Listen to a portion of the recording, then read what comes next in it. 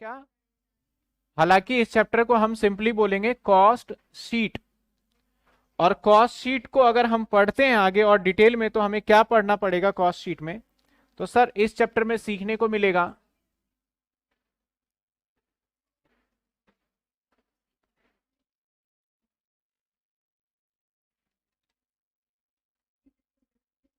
इसमें सीखने को मिलेगा हमें प्रॉफिट निकालना या फिर लॉस निकालना। सर प्रॉफिट एंड लॉस तो फाइनेंशियल में भी निकालना सीखते थे, लेकिन इसको निकालना होगा अकॉर्डिंग टू कॉस्ट। बड़ी सीधी सी बात है, कॉस्ट के हिसाब से प्रॉफिट या लॉस निकालना होगा यहां पे।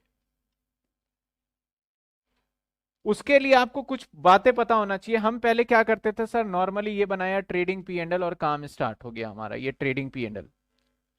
यहां पे हमारा डेबिट क्रेडिट का कोई मतलब नहीं रह जाता। यहां पे हम जो फॉलो करने वाले हैं ना, वो करने वाले हैं शीट। कॉस्ट शीट का नाम है, तो शीट का मतलब है एक टेबलर फॉर्म में। शीट का मतलब है एक शीट होगा और इस शीट पे कुछ ऐसे डिटेल हम फिल कर देंगे। यहां डेबिट क्रेडिट का कोई लेना नहीं देना नहीं है, इस तरीके से शीट होगा।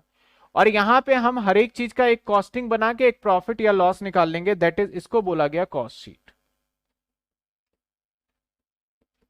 यहां पे हम कॉस्टिंग के हिसाब से अपना प्रॉफिट एंड लॉस निकालेंगे, तो इसलिए बोला गया सर इसको कॉस्ट शीट। सर अब कॉस्टिंग को बाइफिकेशन करें ना, अगर अकॉर्डिंग टू कॉस्ट देखें, कॉस्ट का बाइफिकेशन करें, तो कॉस्ट को दो भाग में बांटा गया है, जो कि हमें इस शीट के अंदर समझाना होगा एग्जामिनर को।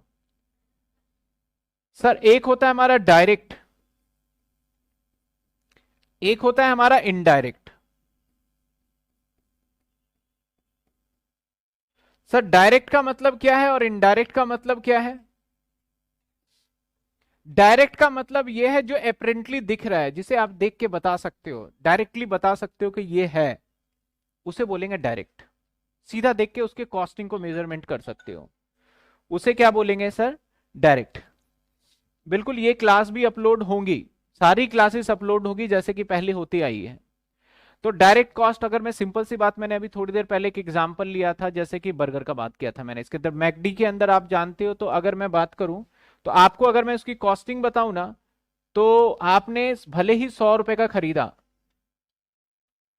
लेकिन उसके अंदर जो बंद है, जो ब्रेड है, मान लेते हैं 10 रुपए का, उसके अंदर जो आलू की टिक्की है, मान लेते हैं वो भी 10 रुपए का। कितना हद मान के मान लोगे? इतना ऐसा तो नहीं है 5 किलो आलू लगा देंगे उसमें, तो ये 20 रुपए का। और बाकी उसके अंदर पनीर डलवा लो, चीज डलवा लो, दैट इज आपका, मान लो वो भी 10 रुपए का टोटल पड़ता, थोड़ा थोड़ा तो डालेंगे वो। तो टोटल आप अंदाजे से ले लेते हो सर 30 रुपए का बर्गर हमसे 100 ले रहा है, वो कमाई कितना कर रहा है? 70 रुपए। यानी आप किसी प्रोडक्ट को देख के उसका कॉस्टिंग जज कर लेना, उसको बोलते हैं, आपने पता है क्या जज जो करते हो ना, वो कौन सा कॉस्ट जज करते हो? डायरेक्ट कॉस्ट जज करते हो। जैसे मेरे पास ये कैलकुलेटर था, कैलकुलेटर का जजमेंट लिया हमने, बोला भैया 50 से 60 रुपए में बन जाता होगा, 200 रुपए में बेच रहा है, तो हम कौन से कॉस्ट की जजमेंट कर रहे हैं? डायरेक्ट की। तो डायरेक्ट कॉस्ट वो होता है जो डायरेक्टली लगता है प्रोडक्ट को बनाने में, उसे बोलते हैं हम डायरेक्ट कॉस्ट। इनडायरेक्ट कॉस्ट क्या होता है सर? जो आप नहीं सोच पाते, जैसे फैक्ट्री के अंदर, या फिर मैं बर्गर की बात करूं, उस जहां पे गए थे आप आउटलेट पे लेने के लिए, वहां पे देखो आपका एसी, एक ट्यूबलाइट जल रहा है, 10 ट्यूबलाइट जल रहे हैं, तो 10 ट्यूबलाइट का कितना खर्चा आपके बर्गर पे है? जो सरवाइव कर रहा है वहां पे, जो आपको सर्व कर रहा है, जो उसका कितना खर्चा आपके ऊपर, सैलरी आपसे कितना लिया जा रहा है, जो क्लीनर है उसका सैलरी कितना लिया जा रहा है, गार्ड जो है उसका सैलरी कितना लिया जा रहा है, ये सारी चीजें तो आप देख ही नहीं रहे। वो कॉस्ट कौन सा होगा हमारा? इनडायरेक्ट। यानी जिस खर्चे को मोटा मोटी, एक बोलते हैं ना मोटा मोटा इतना खर्चा आएगा, तो जिस खर्चे को मोटा मोटी आप पता कर लेते हो, दैट इज डायरेक्ट एक्सपेंस। और जिस खर्चे को आप पता नहीं कर पाते, वो कौन सा होता है हमारा? Indirect expense. लेकिन सर डायरेक्ट एक्सपेंस में भी दो चीजें हैं, तीन चीजें हैं बेसिकली। अगर आप डायरेक्ट एक्सपेंस में भी जाओगे तो यहां भी तीन चीजें निकल के आएंगी। सर तीन चीजें क्या निकल के आएंगी यहां पे? एक तो आएगा मटेरियल। सर मटेरियल का मतलब जैसे आप यहाँ पे बर्गर की मैं बात कर रहा हूं, तो बर्गर के अंदर बंद है आपका वो मटेरियल है, टिक्की आपका मटेरियल है, उसमें चीज डला हुआ है या पनीर डला हुआ है, वो क्या है, मटेरियल है।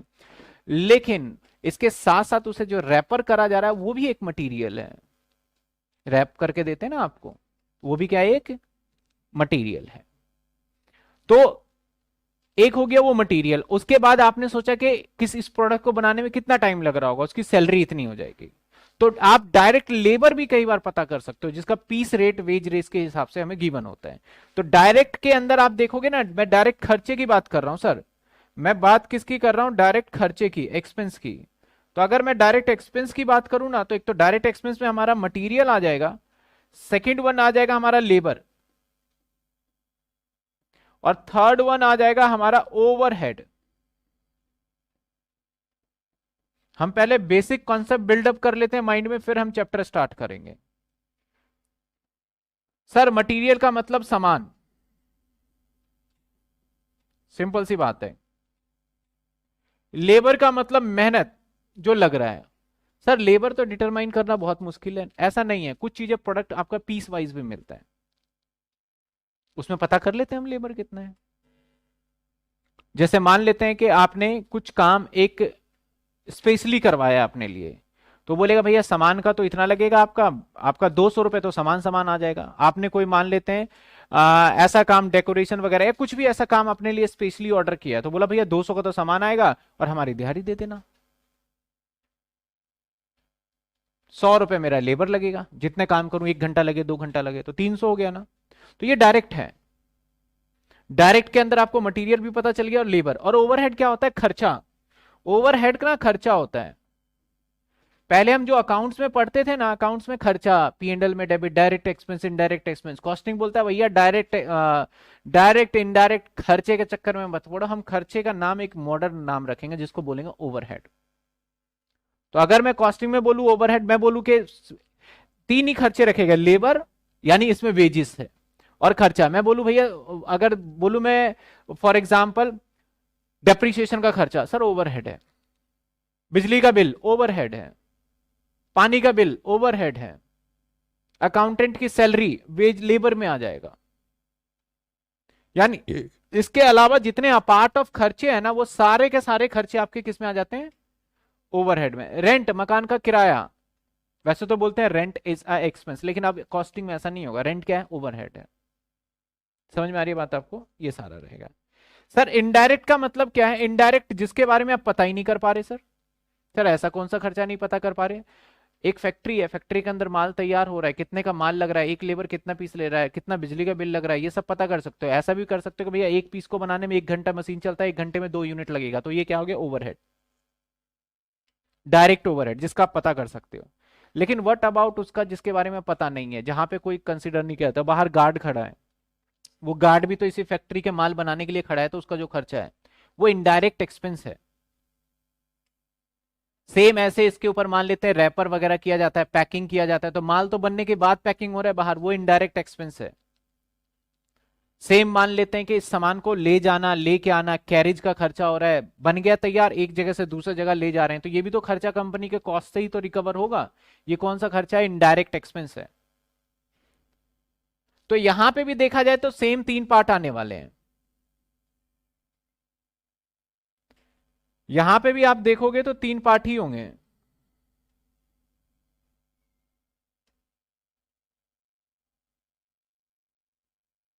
एक होगा हमारा सर मटेरियल, एक होगा हमारा सर लेबर, एक होगा हमारा ओवरहेड।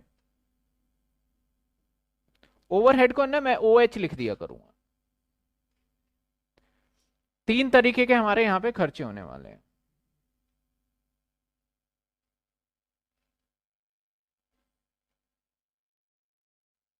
सिंपल सी बात है, यानी हमारे खर्चे डायरेक्ट और इनडायरेक्ट हैं।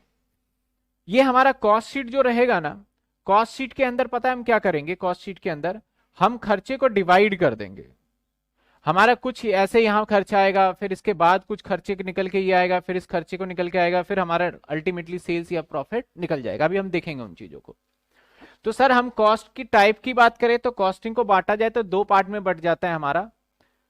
इस वाले पार्ट को हम ध्यान नहीं देते फिलहाल के लिए, हम इस वाले पार्ट को ध्यान नहीं देते हैं फिलहाल के लिए, ठीक है, ये पार्ट नहीं है।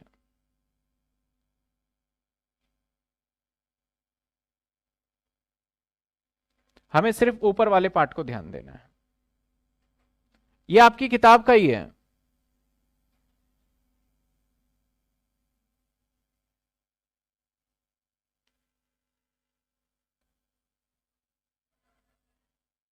हटा ही देते हैं इसको ना, क्रॉप ही कर देता है इससे अच्छा तो। चलिए,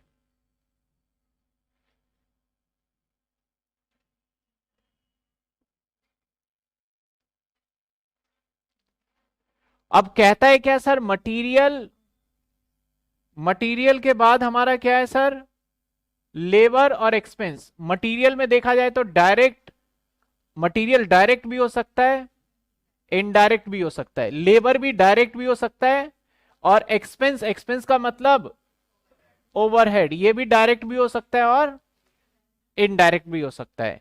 अब इनडायरेक्ट कहां कहां हो सकता है सर, डायरेक्ट तो माल बन के तैयार हो गया, इनडायरेक्ट कहां कहां हो सकता है सर, फैक्ट्री में हो सकता है इनडायरेक्ट, ऑफिस में हो सकता है इनडायरेक्ट, और कहां हो सकता है सर, सेलिंग एंड डिस्ट्रीब्यूशन के एरिया में हो सकता है। यानी फैक्ट्री में इनडायरेक्ट कहां हो सकता है, जो गेट के बाहर गार्ड खड़ा है उसकी सैलरी जा रही है, that is indirect expense. Office में हो सकता है जहां पे सेल हो रहा है सामान, माल तो बनकर तैयार हो गया, जहां सेल हो रहा है तो सेल होगा, डिस्ट्रीब्यूशन पॉइंट, अकाउंटेंट, सैलरी, ये सारी चीजें होगा, वो कौन सा होगा, ऑफिस का। सेलिंग एंड डिस्ट्रीब्यूशन में फ्री सैंपल दे रहे हैं, ले भाई एक सैंपल लेके देख ले, या फिर वहां पे ऐड कर रहे हैं, स्टिकर्स लगा रहे हैं, तो वो भी तो हमारा खर्चा ही है, कहीं ना कहीं उसी कॉस्ट में से तो रिकवर होगा, वो कहां हो जाता है, सेलिंग एंड डिस्ट्रीब्यूशन, यानी माल को डिस्ट्रीब्यूट करने का खर्चा। सेम ऐसे अगर देखा जाए ना तो हमारा लेबर के अंदर इनडायरेक्ट में क्या होगा, जो फैक्ट्री में है, ऑफिस में लेबर, हालांकि मैंने यहां एग्जांपल ले लिया था इसका, तो ये यहां फैक्ट्री में हो सकता है, ऑफिस में हो सकता है, सेलिंग डिस्ट्रीब्यूशन। मैं एक बार मटेरियल का दोबारा से एग्जांपल ले लेता हूं, जो कि हमारा फैक्ट्री में होगा। जैसे हम कोई भी प्रोडक्ट करते हैं तो ये रॉ मटेरियल हो गया, ऑफिस के अंदर क्या हो गया, उसके अंदर पैकिंग हो गया, मतलब final packing. Selling and distribution में क्या हो गया, मान लेते हैं कि फाइनल स्टिकर वगैरह लगाए जा रहे हैं, क्लीनर वगैरह जो लगा रहे हैं वो हो गया, या फिर आप फाइनली जो कर रहे हो। लेबर में क्या हो गया, फैक्ट्री में तो डायरेक्टली जो वेज रेट लेता है, ऑफिस में क्या हो गया, जो अकाउंटेंट वगैरह हो गया उस तरीके से, और इसके सेलिंग एंड डिस्ट्रीब्यूशन में जो सेलिंग एजेंट है उसके लिए हो जाएगा। सेम ऐसा देखा जाए हमारे किसकी बात करते हैं, इनडायरेक्ट एक्सपेंस के अंदर फैक्ट्री में भी हो सकता है, ऑफिस में हो सकता है। यानी सर डायरेक्ट एक्सपेंस सिर्फ फैक्ट्री में ही होता है, ध्यान रखिएगा, छोटी सी बात है, डायरेक्ट एक्सपेंस कहां हो सकता है, सिर्फ और सिर्फ, लेकिन इनडायरेक्ट तीन जगह चला जाता है, फैक्ट्री में भी हो सकता है आपका, सेलिंग ऑफिस में भी हो सकता है, और साथ के साथ आपका कहां हो सकता है, सेलिंग एंड डिस्ट्रीब्यूशन में भी हो सकता है। ये तीन चीजें याद रखना। यानी सर डायरेक्ट कहां होगा, डायरेक्ट सिर्फ और सिर्फ हमारा, सर ये वीडियो अभी नहीं कहीं यूट्यूब पे अपलोड होगी, अभी नहीं होगी ये अपलोड तो फिलहाल। तो डायरेक्ट की हम बात करें ना, तो डायरेक्ट की बात करें तो डायरेक्ट वो है जो कि फैक्ट्री के अंदर होगा, और इनडायरेक्ट तीनों जगह हो सकता है, फैक्ट्री के अंदर भी, ऑफिस के अंदर भी, और दूसरी जगह भी। तो कॉस्ट को हमने डिटरमाइन किया तीन तरीके से होता है। अब एक बार हम पढ़ भी लेते हैं सर। अगर मैं डायरेक्ट मटेरियल की बात करूं, डायरेक्ट मटेरियल की बात करूं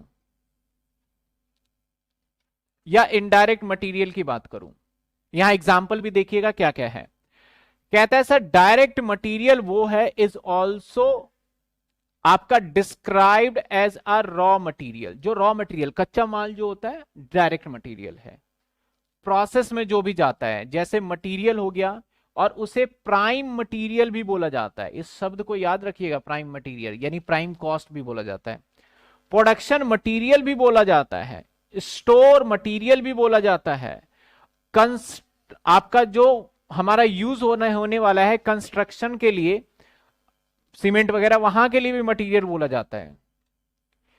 इसके बाद देखा जाए तो वॉपिंग मटेरियल भी बोला जाता है, या फिर कार्डबोर्ड बॉक्सेस वगैरह, जैसे कार्डबोर्ड बॉक्सेस क्या आपके पूरे बॉक्स में जाते हैं ना वो, तो ये क्या है हमारे किसका एग्जांपल है। मैंने सिर्फ डायरेक्ट मटेरियल लिखा और उसका एग्जांपल लिख दिया यहां पे। अगली बात करते हैं इनडायरेक्ट में क्या होगा sir. Indirect material consumable store हो सकता है, जैसे ऑयल हो सकता है, एंड क्या हो सकता है सर, वेस्टेज हो सकता है, आपका प्रिंटिंग हो सकता है इनडायरेक्ट मटेरियल में, जो उसके ऊपर पेंट करके, मतलब स्टिकर्स वगैरह मान लीजिए। फ्यू एग्जांपल इनडायरेक्ट मटेरियल के क्या क्या हो सकते हैं, जैसे कि फैक्ट्री, ऑफिस और सेलिंग एंड डिस्ट्रीब्यूशन, तीन जगह पे हमारे हो सकते हैं ये क्या, इनडायरेक्ट मटेरियल। कहां कहां हो सकता है हमारा? फैक्ट्री में भी हो सकता है, ऑफिस में भी हो सकता है। सर लेबर में क्या होगा सर? लेबर के अंदर मटेरियल को फिनिश करने के लिए जो एफर्ट लगाया जाएगा नीडेड, सच ह्यूमन एफर्ट को हम लेबर कहेंगे। और labour can be direct as well as, sir direct labour ये है हमारा डायरेक्ट लेबर जो प्रोडक्शन से सीधा सीधा रिलेटेड होता है। कहता है direct labour is also described as a process labour, आपका प्रोडक्टिव लेबर या फिर कह लो ऑपरेटिंग लेबर या मैन्युफैक्चरिंग लेबर या डायरेक्ट। और मैं सीधी सीधी बात करूं, 2 पेज पढ़ लिया ना, इसका एक कंक्लूजन निकालू ना, मैं अभी तक वही बोल रहा था डायरेक्ट मटेरियल कौन सा होगा? जो सर सीधा सीधा सीधा सामान बनाने में यूज होगा, डायरेक्ट मटेरियल। इनडायरेक्ट जो कि सीधा नहीं होगा लेकिन यूज तो हो रहा है, वो 3 जगह हो सकता है सर। कहां कहां हो सकता है सर? फैक्ट्री में भी हो सकता है और ऑफिस में भी हो सकता है और सेलिंग और डिस्ट्रीब्यूशन में भी हो सकता है। लेबर भी सेम ऐसे ही है सर, डायरेक्ट भी हो सकता है इनडायरेक्ट। जो हमारा सामान बनाने में जो लेबर लगा हुआ है मेन, उसे डायरेक्ट लेबर बोल देंगे, और जो ऑफिस में अलग अलग जगह पे उसे क्या बोल देंगे? इनडायरेक्ट लेबर बोल देंगे।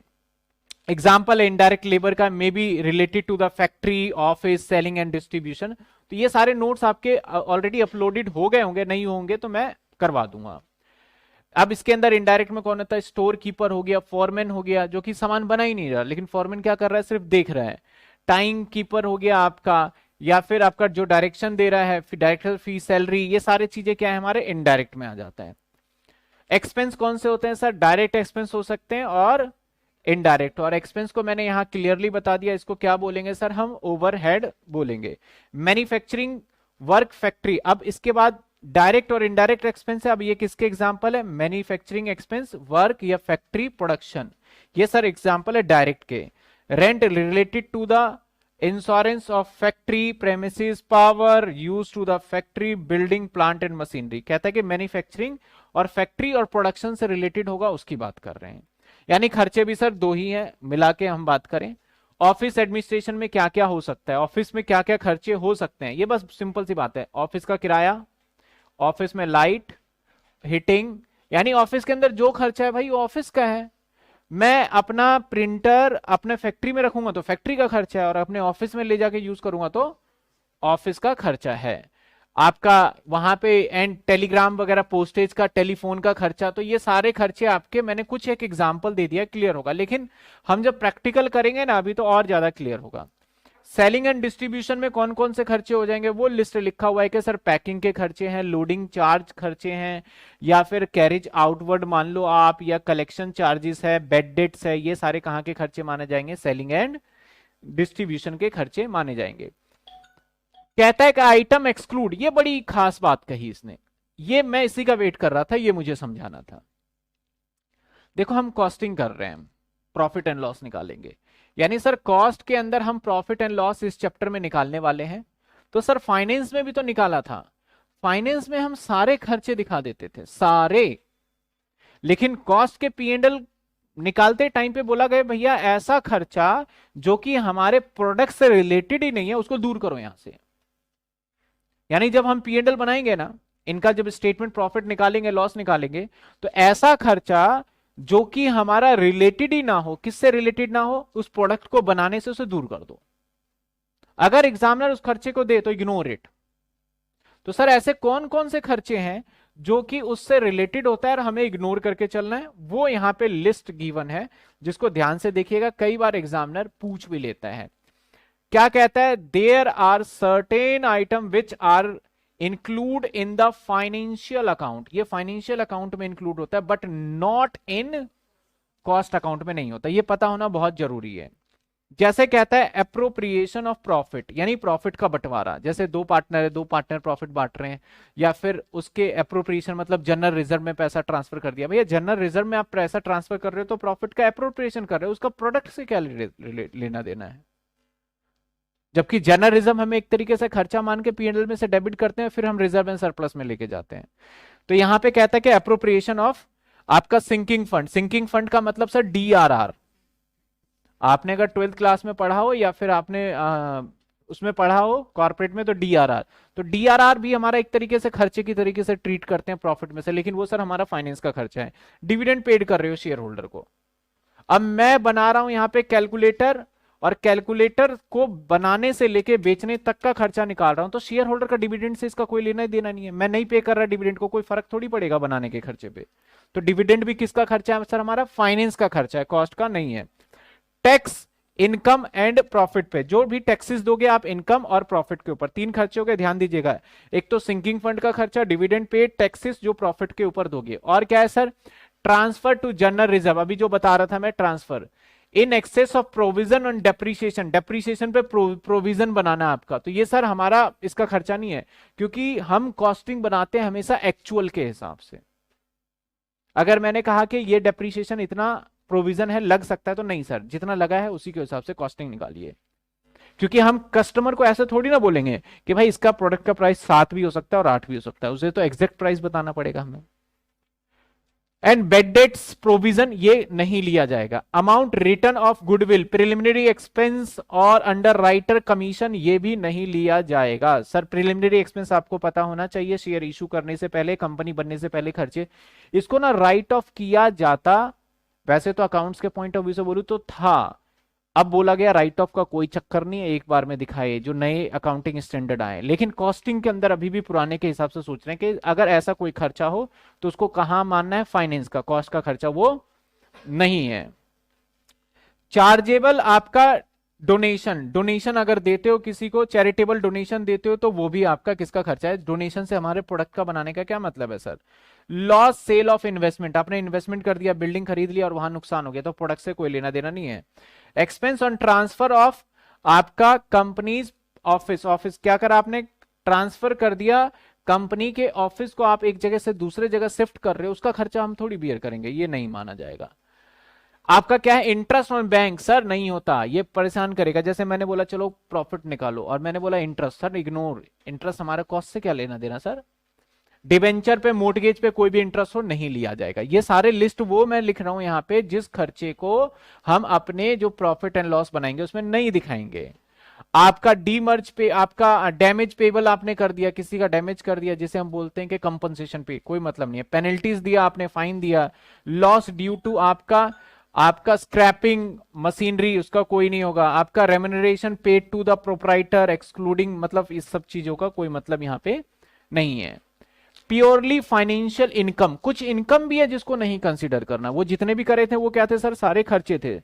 सर एक बार फिर से मैं पूरा बता दूंगा, डायरेक्ट इनडायरेक्ट, अभी मैं एक बार बस बताने दो, फिर 5 मिनट के अंदर पूरा हम कर लेंगे। तो सर इंटरेस्ट रिसीव भी हमारा इनकम नहीं है। इंटरेस्ट पेड जब खर्चा नहीं है तो इंटरेस्ट रिसीव भी इनकम नहीं है। Profit made sale of investment ये भी इनकम नहीं है, क्योंकि हमारा प्रॉफिट किससे होना चाहिए सर? ये कैलकुलेटर बना रहा हूं तो कैलकुलेटर बना के होना चाहिए, ठीक है ना। इसके बाद कहता है सर रेंट रिसीव इनकम नहीं है, ट्रांसफर फी रिसीव इनकम नहीं है सर। ये आएंगे आपके आगे आने वाले चैप्टर में, क्योंकि जब मैं करूंगा ना रिकंसिलेशन तो ये सारे खर्चे दिख जाएंगे।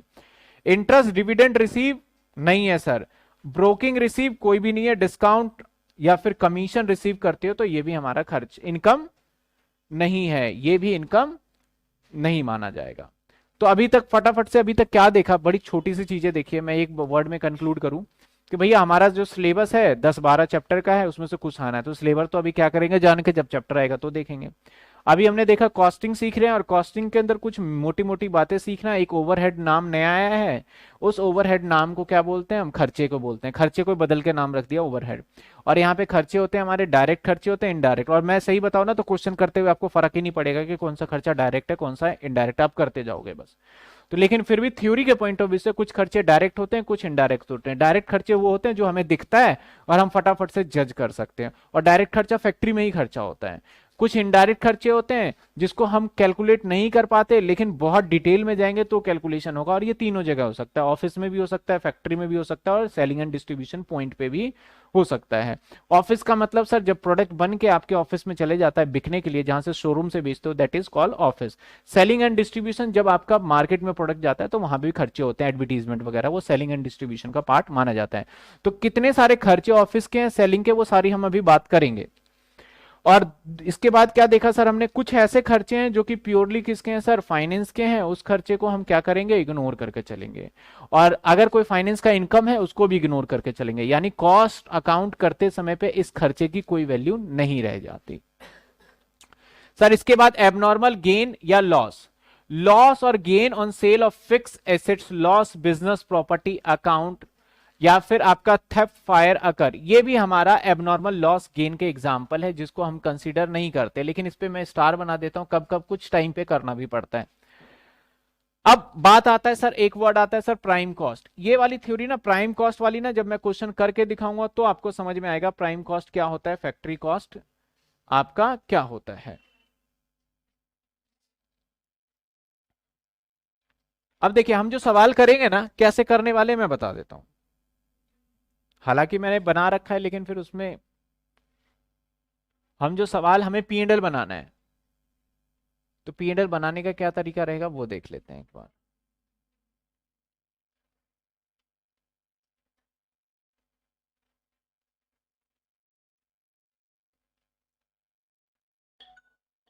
यानी फॉर्मेट पी एंड एल का।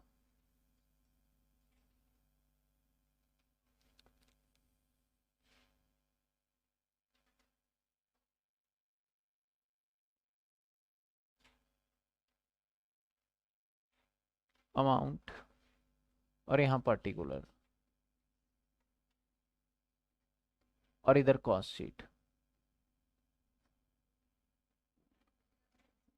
इधर लिखेंगे कॉस्ट शीट।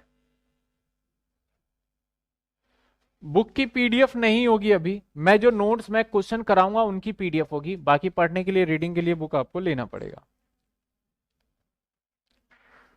सबसे पहले ना हम यहां पे सारे खर्चे लिखेंगे। सबसे पहले हम लिखने वाले हैं परचेज, सबसे पहले हम लिखने वाले हैं परचेज, और परचेज के अंदर ना हम खर्चे जोड़ देंगे। कौन से खर्चे जोड़ देंगे? Opening stock, opening stock. Sir opening stock, अब मैं स्टॉक को थोड़ा सा एक्सप्लेन करूं ना, तो स्टॉक तीन तरीके के होते हैं, क्योंकि हम कॉस्टिंग सीख रहे हैं। पहले तो तीन तरीके के स्टॉक को इग्नोर करके चलते थे, अब स्टॉक सर तीन तरीके के हैं। एक है हमारा रॉ मटेरियल,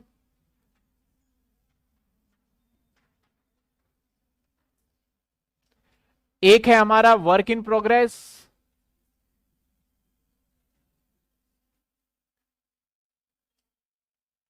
एक है फिनिश प्रोडक्ट। फिनिश प्रोडक्ट,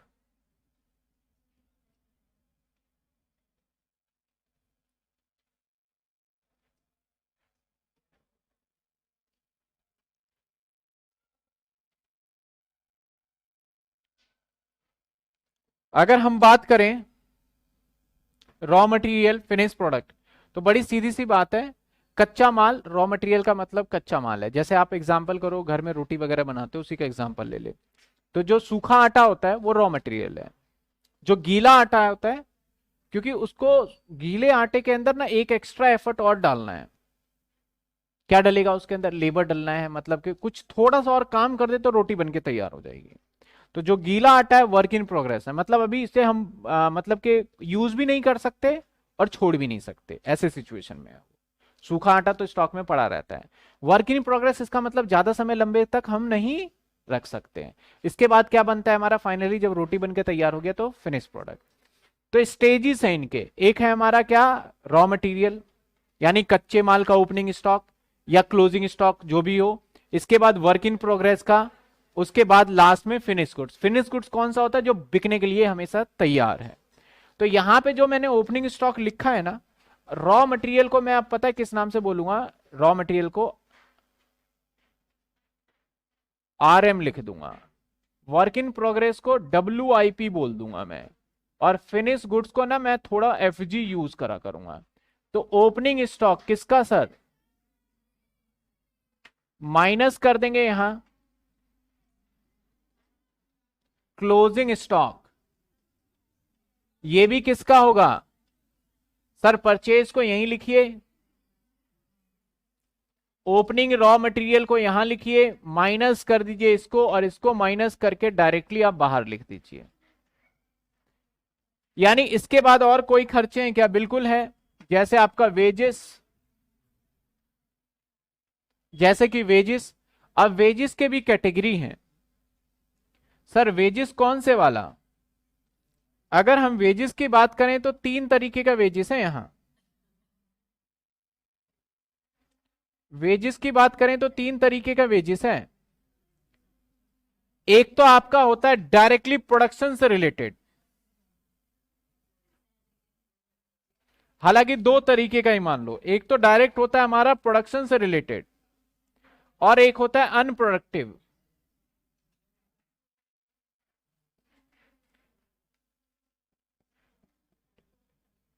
यानी सर वेजेस दो है, एक प्रोडक्टिव और एक अनप्रोडक्टिव। सर प्रोडक्टिव कौन सा है, अनप्रोडक्टिव कौन सा है, वो भी देख लेते हैं। जो एक डायरेक्टली मान लेते हैं, हम सैलरी 8 घंटे की देते हैं आपको, 100 रुपए मान लेते हैं कि आपको 800 रुपए पर डे मिल रहा है, 100 रुपए घंटे की सैलरी है। लेकिन आप बीच में 2 घंटे लंच भी करते हो, तो 2 घंटे लंच कर रहे हो तो वैसे प्रोडक्टिव वेजेस देखा जाए तो 600 ही हुआ ना। आपको काम करने की तनख्वाह तो 600 ही हुआ। 2 घंटे का मैं आपको वेजेस जरूर पेड कर रहा हूं, लेकिन वो प्रोडक्शन से रिलेटेड नहीं है। वो कौन सा है हमारा? Unproductive wages. समझ में आई बात? आपको ऐसे ढूंढने की जरूरत नहीं है, सवाल अपने आप ही आपको देगा। प्रोडक्टिव वेजेस हमारा डायरेक्ट एक्सपेंस का पार्ट होता है और ये हमारा फैक्ट्री एक्सपेंस का पार्ट होता है। इसके कई नाम हैं, इसके भी कई नाम हैं, हम अभी देख लेंगे थ्योरी वाले पार्ट में। तो सर वेजेस कौन से वाला है? प्रोडक्टिव। वेजेस जो यहां लिखा है दैट इज प्रोडक्टिव। इसके बाद हो सकता है आपका मैन्युफैक्चरिंग एक्सपेंस।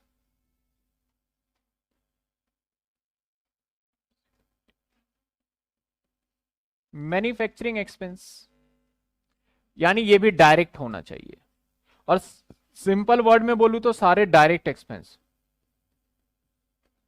और यही डायरेक्ट एक्सपेंस है जो मैंने लिखा है, इससे ज्यादा नहीं होता कभी भी। अभी लेंगे इनडायरेक्ट भी, हर जगह की कैटेगरी अलग अलग कर रखा है हमने।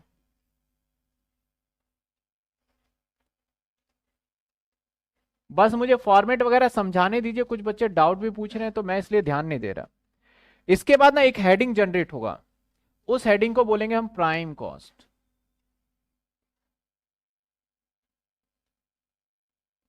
जब इन सभी को टोटल कर लेंगे ना तो दैट इज प्राइम कॉस्ट। और सर प्राइम कॉस्ट ही क्या होता है सर? Direct cost. इसको एक नाम और जाना जाता है डायरेक्ट कॉस्ट, है ना? डायरेक्ट ही तो है जो प्रोडक्ट के ऊपर लग रहा है, तो दैट इज आपका प्राइम कॉस्ट कह लो या फिर आप डायरेक्ट कॉस्ट कह लो। इसको हटा देते हैं। पहला हेडिंग हमारा बन के तैयार हो गया, और जो पहला हेडिंग बन के आया हमारा दैट इज हमारा प्राइम कॉस्ट आ गया बन के, मतलब कि कुछ टोटल करने के बाद जो हमें निकल के आया प्राइम कॉस्ट। अब इसके बाद ना हमें लिखने पता है क्या? फैक्ट्री के खर्चे। इसके बाद हमें लिखना है फैक्ट्री के खर्चे। इसके बाद लिखना है फैक्ट्री के खर्चे। 1-2 दिन तो आपको लगेगा कि पता नहीं सब्जेक्ट कैसा चल रहा है ये, लेकिन उसके बाद सब समझ में आने लगेगा। यहां पे हम सारे फैक्ट्री के खर्चे लिखेंगे। कुछ एग्जांपल अगर मैं लू फैक्ट्री के खर्चे के, तो क्या क्या हो सकते हैं? अनप्रोडक्टिव वेजेस,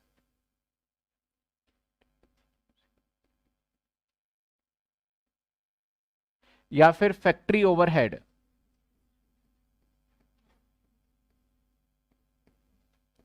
अब बच्चे बोलेंगे सर डायरेक्ट एक्सपेंस तो फैक्ट्री में ही होता है।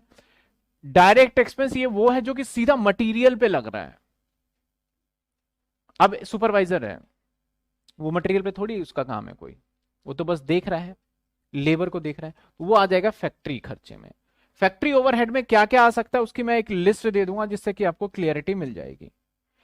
जैसे ही इनको हम प्लस करेंगे ना, ऊपर से प्लस करके ये आया, फिर इनको इनको प्लस करेंगे, मैं एक एग्जांपल भी लूंगा, तो ये आ जाएगा हमारा ग्रॉस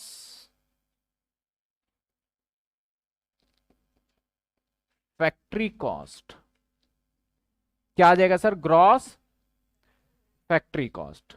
ग्रॉस फैक्ट्री कॉस्ट के बाद हम आ जाएंगे यहां पे क्या? फिर से इसके अंदर हम प्लस कर देंगे और माइनस कर देंगे। सर क्या प्लस करेंगे? ओपनिंग। सर ओपनिंग में WIP। और सर माइनस करेंगे, क्योंकि फैक्ट्री के बाद ही बनता है ये आ जाएगा क्लोजिंग यानी सर यहाँ प्लस माइनस करके रिजल्ट वटेवर आए हमारा फर्क नहीं पड़ता, ये आ गया। इसके बाद एक नई हेडिंग जनरेट हो जाएगी जिसको हम बोलेंगे net factory cost. Net factory cost, और इसी को पता है क्या बोलते हैं, वर्क कॉस्ट। इसी को बोला जाता है हमारा वर्क कॉस्ट।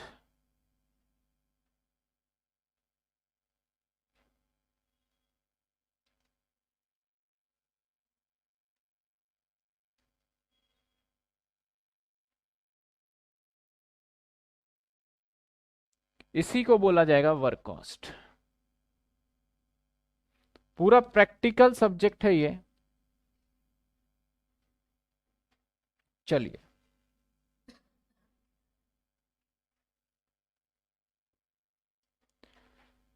जैसे ही आपका वर्क कॉस्ट निकलेगा, इसके अंदर हमें कुछ चीजों को फिर से माइनस करना होगा, प्लस करना होगा। एडमिन, मैंने माइनस बोल दिया, एडमिन एक्सपेंस, जिसे एडमिनिस्ट्रेटिव एक्सपेंस भी नाम से बोलेंगे हम। सर क्या क्या हो सकता है, यानी ये मैं सिंपल सी एक बहुत इजी वर्ड में बोलूं ना, ऑफिस के खर्चे। फैक्ट्री निकल गया तो फैक्ट्री के बाद किसका नंबर आता है, ऑफिस। ऑफिस के एक्सपेंस, यानी सर ऑफिस का रेंट, मैं बेसिक सा एग्जांपल ले लेता हूं, ऑफिस। अगर फैक्ट्री के रेंट की बात करूं तो यहां आ जाएगा, ऑफिस के रेंट की बात करूं तो यहां आ जाएगा। मैंने फैक्ट्री एक्सपेंस लिखा, बेसिकली क्या लिखा जाता है अकाउंट्स, इसमें ओवरहेड लिखा जाएगा, ठीक है। तो फटाफट से हमने लिख लिया यहाँ फैक्ट्री का रेंट, ऑफिस, जो भी ये टोटल करके आया। हम जैसे ही इसको टोटल करेंगे, एक और नई हेडिंग तैयार हो जाएगी हमारी, उसका नाम होगा हमारा, फैक्ट्री भी हो गया, ऑफिस भी हो गया, माल बन के तैयार है तो उसे बोलेंगे cost of production. Cost of production, जो भी टोटल करके आएगा, यानी सीक्वेंस चलता जाएगा, उसको क्या बोलेंगे, कॉस्ट ऑफ प्रोडक्शन। जैसे ही कॉस्ट ऑफ प्रोडक्शन होगा, इसके अंदर से हमें फिर से कुछ चीजें माइनस और प्लस करनी होगी। प्लस और माइनस, प्लस करेंगे फिर से हम ओपनिंग स्टॉक। अब आपको समझ में आ रहा होगा आप कौन सा ओपनिंग स्टॉक लेंगे। दो तो यूज ही हो गया, माइनस करेंगे क्लोजिंग स्टॉक, तो बचा कौन सा बताओ। इसको थोड़ा ऊपर कर देते हैं, यानी सर दो तो यूज ही हो गया, अब एक ही बचा ना, कौन सा, फिनिश गुड्स। एग्जामिनर जो है ना आपसे थोड़ा उलझाने की कोशिश करेगा ना, वो यही करेगा। मैं जहां जहां एग्जामिनर आपको परेशान कर सकता है, मैं वहां पे स्टार भी लगा देता हूं, यहां परेशान करेगा एग्जामिनर। इस क्वेश्चन में सिर्फ यही वाला पॉइंट है जहां परेशानी होती है, बाकी तो कुछ नहीं, सब एडलेस करने वाली बात है। जैसे ही हम इसको प्लस कर देंगे, माइनस कर देंगे, तो आ जाएगा कॉस्ट ऑफ गुड सोल्ड। आपने बहुत यूज करा होगा पहले, वो तो बड़ा सिंपल सा था, हमें सब कुछ मिल जाता था फाइनेंस में, यहां पे नहीं मिलेगा। इसको बोलेंगे हम कॉस्ट ऑफ गुड्स सोल्ड। ये सारा ऊपर से ना ऐड होता हुआ आ रहा है। कॉस्ट ऑफ गुड सोल्ड के बाद हम यहां माइनस कर देंगे सेलिंग एक्सपेंस। सर जो यहां माइनस करेंगे ना, selling and distribution expense. Sir यहां पे सर सेलिंग और डिस्ट्रीब्यूशन एक्सपेंस में क्या आ सकता है, अगर मैं सेलिंग और डिस्ट्रीब्यूशन एक्सपेंस की बात करूं तो क्या आ सकता है, मैं थोड़ा ऊपर कर देता हूं फिर एक साथ दिखा दूंगा। सेलिंग और डिस्ट्रीब्यूशन एक्सपेंस में आ सकता है सर आपका डिलीवरी या कैरिज आउटवर्ड, आपका आ सकता है कैरिज आउटवर्ड,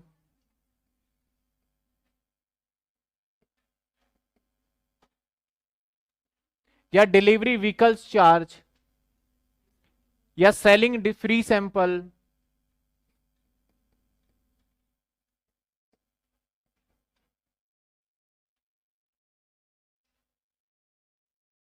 ये आ जाएगा। जैसे ही हम इसको यहां पे लिखेंगे, नया हेडिंग फिर जनरेट। अब जो एक न्यू हेडिंग जनरेट होगा सर, दैट इज आपका होगा कॉस्ट ऑफ सेल्स। क्या जनरेट होगा सर, कॉस्ट ऑफ सेल, यानी ये कीमत हमें पड़ेगी। और जैसे ही हम इसको माइनस कर लेंगे, किससे माइनस करेंगे, नीचे सबसे नीचे डाउन में लिख देता हूं मैं सेल्स। अगर आपको सेल्स पता है और आपको कॉस्ट ऑफ सेल्स पता है तो बीच का डिफरेंस क्या होगा, या तो प्रॉफिट होगा या लॉस। एग्जामिनर यही पूछेगा आपसे ज्यादा से ज्यादा टाइम, एग्जामिनर आपसे ज्यादा से ज्यादा टाइम यही पूछेगा। यानी सर यहाँ पे हेडिंग थोड़ा सा आपको प्रैक्टिस करके याद भी नहीं रखना, 4-5 क्वेश्चन करेंगे वैसे याद हो जाना है। तो मैं अगर हेडिंग को तोड़ूं यहाँ पे, मैं एक जगह दिखा देता हूं, एक जगह तो पॉसिबल देखते हैं।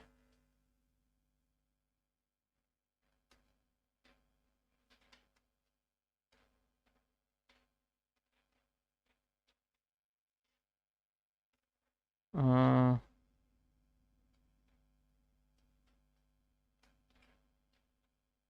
या ऐसा करता हूं, चलिए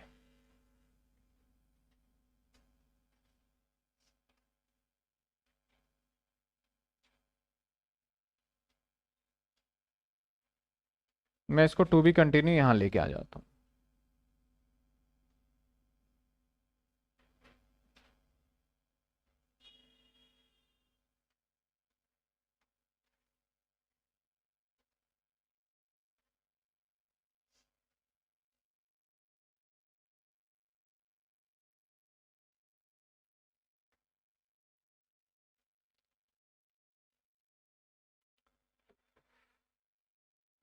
करना कुछ नहीं है बेसिकली, यहां से मैं कॉपी करके वहां ले जाता हूं उसको, और इतना इनफ होगा, वहां ले जाना।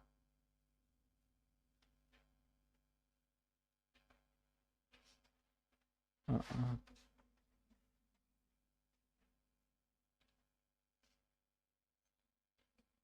ये ले जाते हैं।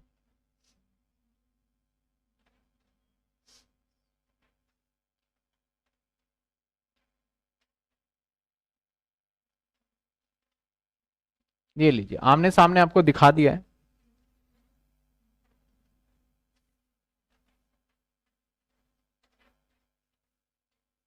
इससे मिटा के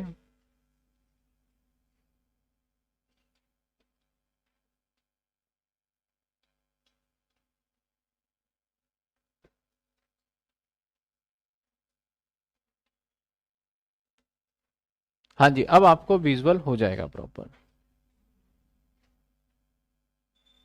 ठीक है, यानी इसके बाद कंटिन्यू है, जब नोटिंग करेंगे ना तो इसके बाद कंटिन्यू है। अब मैं हेडिंग हेडिंग को हाईलाइट करूं एक बार कि सर आपने हेडिंग में क्या क्या कराया है, तो मैं हेडिंग को हाईलाइट करने जा रहा हूं, ध्यान से देखिएगा। पहला हेडिंग ये है, फर्स्ट हेडिंग की बात मैं करूं, फर्स्ट हेडिंग की बात करूं तो फर्स्ट हेडिंग हमारा ये है, ये तो हाईलाइट ही नहीं हो रहा।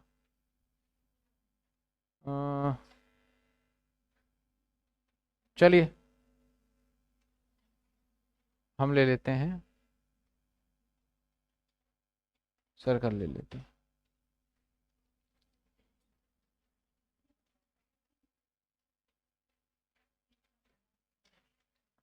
फर्स्ट हेडिंग हमारा ये है, अगर हम हेडिंग की बात करें तो। सर सेकंड हेडिंग क्या है, ये रहा। थर्ड हेडिंग क्या है सर, ये रहा।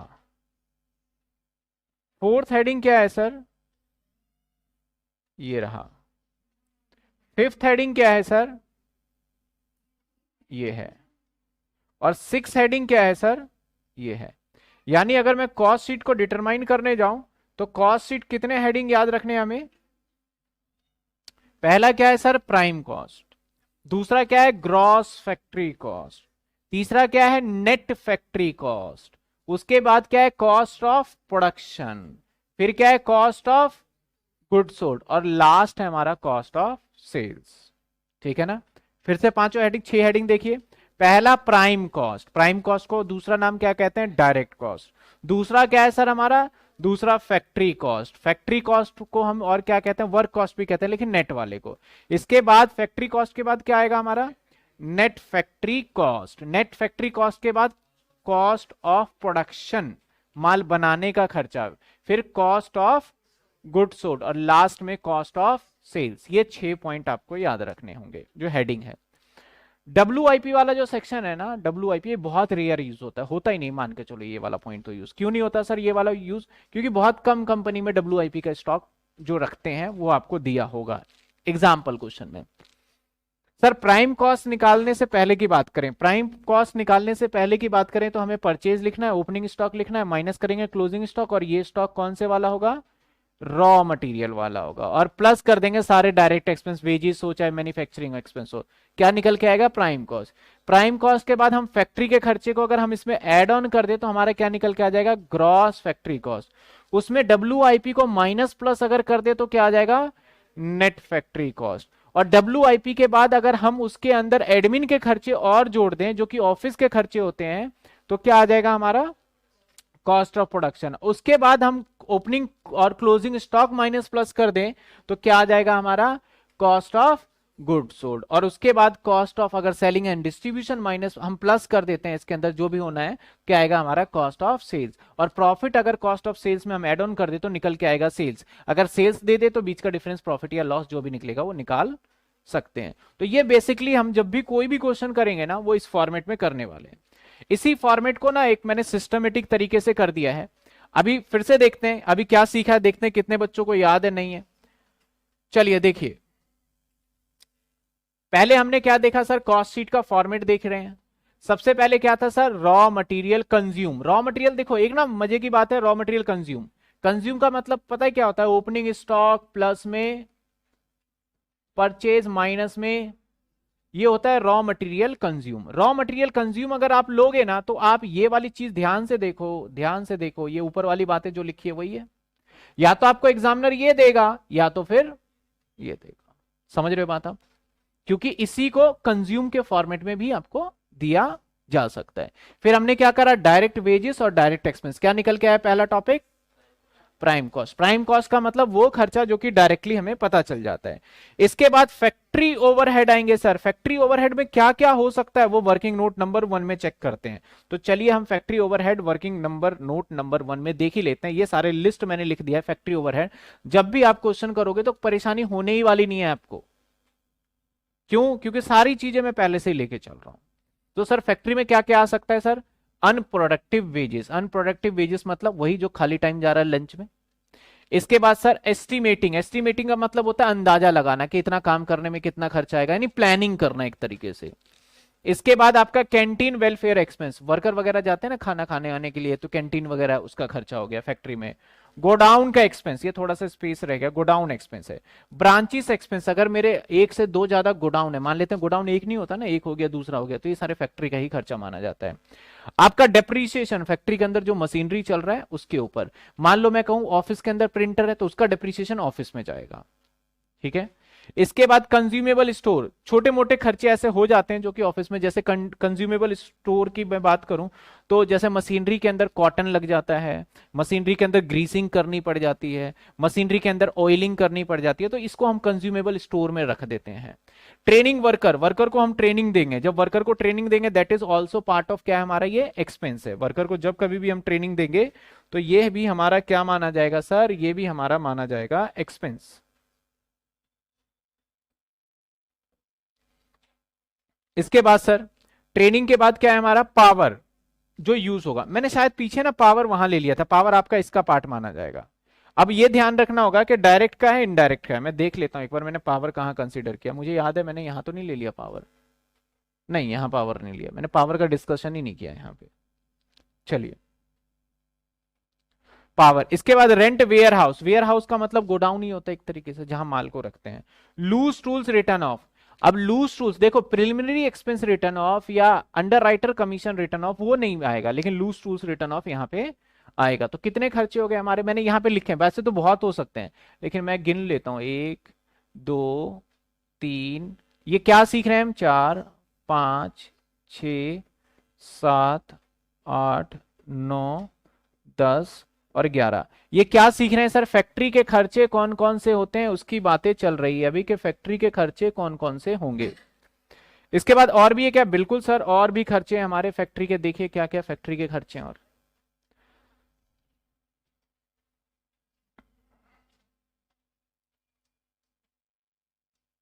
देखिए और खर्चे हैं फैक्ट्री के। क्या है सर? 11 के बाद नंबर 12, ये भी फैक्ट्री के खर्चे हैं। जैसे वाटर सप्लाई, पानी का सप्लाई है, या फिर वर्क मैनेजर सैलरी, जो वर्क मैनेजर का है, ये भी हमारा फैक्ट्री का ही खर्चा कंसिडर किया जाएगा। आपका लॉस ऑन प्लांट, आपका जो एश्योर्ड नॉर्मल वाला, नॉर्मल लॉस अगर हुआ तो वो माना जाएगा यहाँ का। Insurance on stock raw material, raw material का इंश्योरेंस करोगे तो ये भी फैक्ट्री का खर्चा है आपका। प्रोविडेंट फंड, जो फैक्ट्री के अंदर वर्कर काम कर रहे हैं उसका, वो भी यहीं का पार्ट माना जाएगा। आपका स्टोरेज एंड ऑफ द, आपका फाइनेंशियल, जो भी स्टोरेज आप करते हो वहां पे, उसके लिए जो खर्चा होगा यहां पे माना जाएगा। सर स्टोरेज ऑफ फाइनेंशियल का मतलब क्या है? जो भी आप पेमेंट कर रहे हो, जैसे कि आपने स्टोर कोल्ड वगैरह ले लिया, आप होता है ना कई बार वेयर हाउस किराए पे ले लेते हैं, तो फैक्ट्री के अंदर ही कंसिडर किया जाएगा। सर 17 नंबर पे क्या है सर? Experimental expense. आप R&D करते हो, जैसे कि कोविड की वैक्सीन बनी तो फैक्ट्री में बहुत ज्यादा उस पर एक्सपेरिमेंट हुआ, कभी चूहे पे एक्सपेरिमेंट किया, कभी किस पे किया, तो वो भी तो खर्चा हो रहा है ना, तो वो भी एक्सपेरिमेंटल है। वेजिस ऑन फायरमैन, हम रखते हैं कई बार हमारे ऑफिस में, अगर ऐसा कोई सेंसिटिव एरिया है तो हम एक वर्कर रखते हैं कि भाई आग वाग लग जाए तो उसको बुझाने के लिए, तो फायरमैन। सेल ऑफ स्क्रैप, जो भी आपका स्क्रैप बिकेगा ना वो माइनस हो जाएगा यहाँ, प्लस तो नहीं होगा सर, माइनस हो जाएगा। 19वां खर्चा नहीं है एक तरीके से। अब स्क्रैप, सेल ऑफ स्क्रैप क्या होता है? कुछ ऐसे खर्चे होते हैं, जैसे कि मान लेते हैं स्टील है, एक ये स्टील आया, ठीक है, ये तो रॉ मटेरियल है स्टील।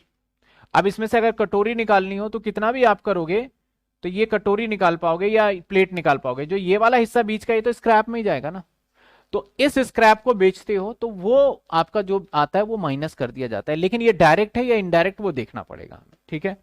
तो सर हमने ये क्या देखा था? अभी अभी देखा था sir working note number 1, that is हमारा क्या था? फैक्ट्री के खर्चे। तो इतने सारे फैक्ट्री के खर्चे, तो आपने भी ऐसे ही करना है, क्योंकि इतना सारा लिखोगे तो बहुत बड़ा बन जाएगा एक तरीके से। कितना बड़ा बन जाएगा? 2 पेज का तो वही आ जाएगा। तो आपने क्या करना है? Factory overhead working note number 1, और जो पीछे आपने करा है उसका टोटल करके आपको क्या करना है? बड़ी सीधी सी बात है, आपको यहां दिखा देना है टोटल। यानी सर ये वाला पार्ट यहां आ गया, मैं वही चीजें रिपीट कर रहा हूं एक तरीके से, और ये वाला यहां आ गया जो मैंने पहले समझाया था, तो ये आ गया। यानी प्राइम कॉस्ट निकालने के लिए क्या चाहिए sir? Raw material opening stock minus closing stock plus में direct expense is equal to prime cost. Prime cost क्या होता है? जो कि सीधा सीधा मटेरियल बनाने या किसी चीज को मैन्युफैक्चर करने के लिए लगता है। उसके बाद क्या है सर? Factory cost. कितने सारे फैक्ट्री कॉस्ट अभी हमने देख लिए कि अनप्रोडक्टिव वेजेस हो गया, कैंटीन एक्सपेंस हो गया आपका, या गैराज रेंट हो गया, या वेयर हाउस रेंट हो गया, वो सारे कहां माने जाएंगे? हमारे फैक्ट्री। जैसे ही फैक्ट्री करेंगे आ जाएगा सर ग्रॉस। क्या आ जाएगा? ग्रॉस। ग्रॉस के बाद हमें निकालना पड़ेगा सर क्या? फटाफट से निकालना पड़ेगा हमें, इसके अंदर ओपनिंग WIP को माइनस कर देंगे, प्लस और माइनस कर देंगे, तो हमारा जो रिजल्ट निकल के आएगा क्या?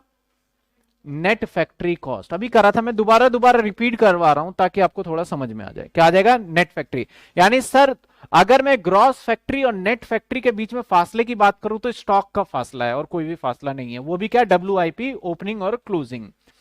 एडमिनिस्ट्रेटिव, एडमिनिस्ट्रेटिव का मतलब है सर ऑफिस का खर्चा, रख रखाव का खर्चा, रख रखाव का खर्चा, यानी सर ऑफिस का खर्चा। सर क्या क्या हो सकता है ऑफिस के खर्चे में? तो देख लेते हैं सर ऑफिस के खर्चे में क्या क्या होता है। देखिए क्या हो सकता है सर? ऑडिटर आता है, ऑडिट फीस लेगा। और क्या हो सकता है सर? आपका लीगल चार्ज होगा, ऑडिट फीस होगा, टेलीफोन का खर्चा होगा, ऑफिस का रेंट होगा, ऑफिस का डेप्रिसिएशन होगा। यानी जितने भी खर्चे ऑफिस से रिलेटेड है वो सारे कहां चले जाएंगे? एडमिनिस्ट्रेटिव ओवरहेड में। मैंने बोला ऑफिस का बिजली का बिल आया भाई, तो एडमिन में जाएगा। मैंने बोला फैक्ट्री का बिजली का बिल आया है, तो फैक्ट्री ओवरहेड में जाएगा। बड़ी सीधी सी बात है, ठीक है। तो इसके बाद ऑफिस का खर्चा हम जैसे ही यहां कंसीडर करते हैं, ऑफिस का खर्चा कंसीडर करने के बाद हमारे पास क्या आ जाता है? कॉस्ट ऑफ प्रोडक्शन, सामान को बनाने का खर्चा, कॉस्ट ऑफ प्रोडक्शन।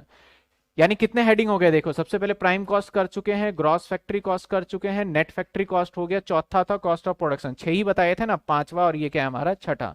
इसके बाद सर क्या आ जाता है हमारा? कॉस्ट ऑफ प्रोडक्शन में हम क्या करते हैं? फिर से माइनस प्लस कर देते हैं, लेकिन कौन से वाला? स्टॉक फिनिश गुड्स कर देते हैं। तो हमारा रिजल्ट आता है cost of production good sold बोल लो या कॉस्ट ऑफ गुड सोल्ड बोल लो, बात एक ही है। ये सिर्फ कॉस्ट ऑफ प्रोडक्शन होता है, ये गुड सोल्ड और ऐड हो गया हमारा। सर अब इसके अंदर देखा जाए, फिर हम ऐड करते हैं इसमें क्या? Selling and distribution overhead. Sir क्या क्या हो सकता है सेलिंग एंड डिस्ट्रीब्यूशन ओवरहेड? उसकी लिस्ट देख लेते हैं। Sir selling and distribution overhead की हम बात करें तो क्या क्या हो सकता है सर? कैरिज हो सकता है, सेल्स एक्सपेंस हो सकता है, वेजेस हो सकता है। कैरिज मतलब आउटवर्ड, इनवर्ड हुआ ना तो वो चले जाएगा प्राइम कॉस्ट में।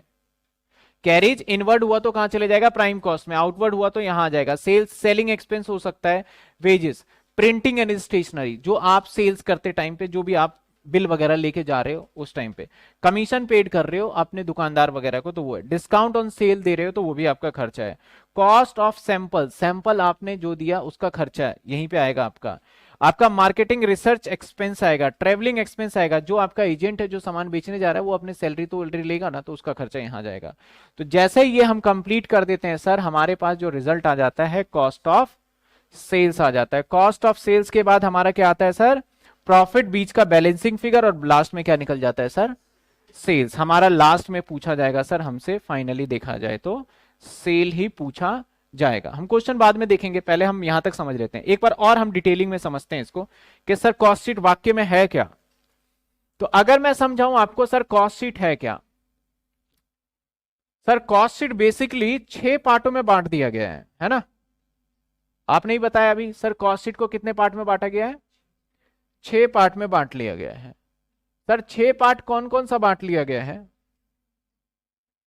सर 6 पार्ट जो बांटा गया है अभी आपको बताया था, आप मन में भी रखना, नहीं याद आए कोई बात नहीं, मेरे साथ साथ बोलते रहना है, आपको समझ में आता जाएगा। पहला पार्ट था सर, यहां से स्टार्ट करते हैं। पहला पार्ट था सर प्राइम कॉस्ट। पहला पार्ट क्या था सर? इसके बाद आगे चलते गए हम आ गए ग्रॉस फैक्ट्री कॉस्ट। फिर आगे चलते गए, आगे कहां सर?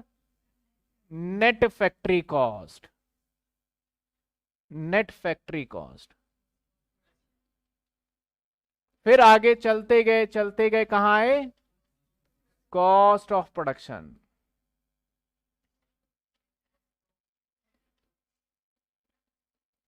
और आगे चलते गए तो क्या आया? Cost of goods sold. Goods sold. और फिर थोड़ी देर हम आगे चले, कॉस्ट ऑफ सोल्ड कह लो, सेल्स कह लो, कुछ भी कह लेते हैं, है ना? Cost of sales.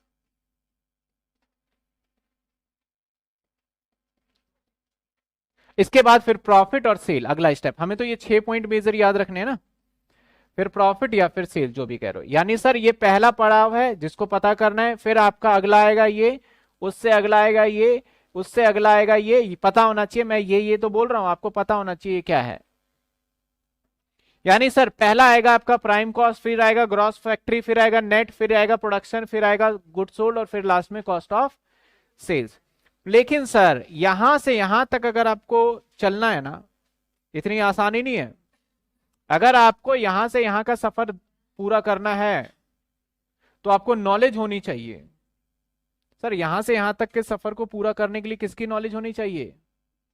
सर आपको परचेज आएगा, है कि नहीं? और प्लस क्या हो जाएगा सर? ओपनिंग स्टॉक हो जाएगा। माइनस क्या हो जाएगा सर? क्लोजिंग। कौन से वाला हो जाएगा सर? Raw material. और भी कुछ चीजें जुड़ेगी, बिल्कुल जुड़ेगी सर। क्या चीज जुड़ जाएगी हमारी? डायरेक्ट,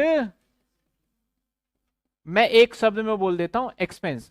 अगर आप इतनी चीजों की जानकारी रहते हैं तो आपने पहला पर आप कंप्लीट कर लिया और आप कहां पे पहुंच पाएंगे। लेकिन यहां से यहां तक जाने के लिए कुछ पता करना है या वैसे ही चले जाएंगे? प्राइम कॉस्ट से आपको जाना है ग्रॉस फैक्ट्री कॉस्ट पे। तो सर यहां से यहां तक जाने के लिए आपको किस बारे में जानकारी चाहिए? सर आपको चाहिए फैक्ट्री ओवरहेड। याद है सबसे लंबी लिस्ट इसी की है। यहां से यहां तक जाने के लिए आपको चाहिए सर फैक्ट्री ओवरहेड। समझ में आ रहा है ना आपको? अब फिर सर अगर मैं दोबारा अगेन बात करूं कि आपको फिर यहां से यहां जाना है तो क्या चाहिए?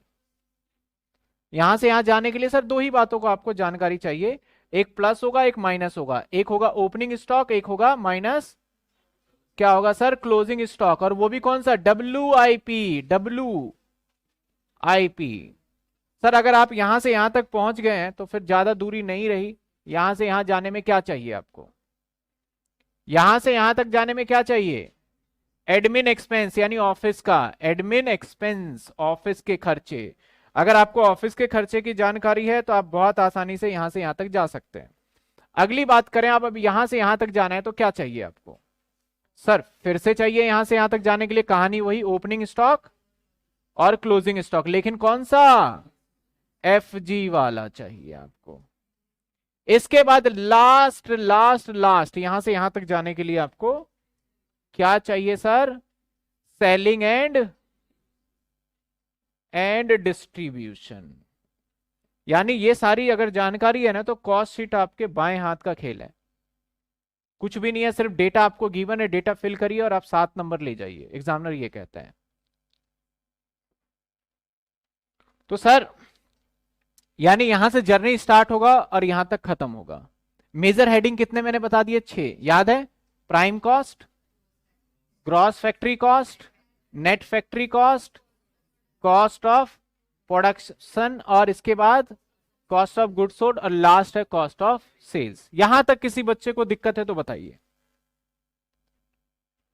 अभी बच्चे कह रहे हैं सर इनडायरेक्ट, इनडायरेक्ट डायरेक्ट में आपको पढ़ना ही नहीं है, वो तो सिर्फ थ्योरेटिकल पार्ट है, तो उसको जब थ्योरी का पार्ट कवर करेंगे तो तब भी कर लेंगे। अभी तक आप यहां तक मैंने सिर्फ आपको एक सवाल में और एक सिर्फ फॉर्मेट समझाने की कोशिश कर रहा हूं, और अगर यहां तक के आपको फॉर्मेट समझ में आ गया तो कोई दिक्कत नहीं है, फिर मेरे लिए आगे चलना आसान रहेगा। हेडिंग भी है इसके अंदर, उसके अंदर कंपोनेंट्स भी ऐड करने हैं। अगर मैं बात करूं यहां पे शेयर इशू एक्सपेंस कहां आएगा बताओ? फाइनेंस का खर्चा नहीं आएगा। इंटरेस्ट ऑन कैपिटल कहां आएगा? नहीं आएगा सर, फाइनेंस का खर्चा है। गुडविल रिटर्न ऑफ नहीं आएगा सर, फाइनेंस का खर्चा। जो वो लिस्ट बताए थे ना, अगर वो खर्चे दे देते हैं तो अगर बोले कि कहां फिट होगा तो बताओ सर आता ही नहीं इसमें, तो फिट कहां से होगा यहाँ पे?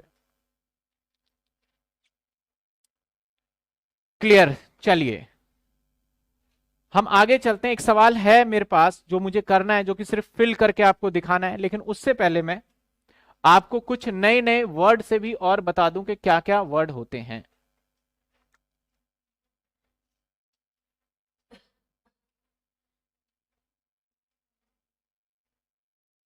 चलिए नए नए नाम तो हम बाद में भी डिस्कस कर सकते हैं, हम या कर लेते हैं, कोई दिक्कत नहीं।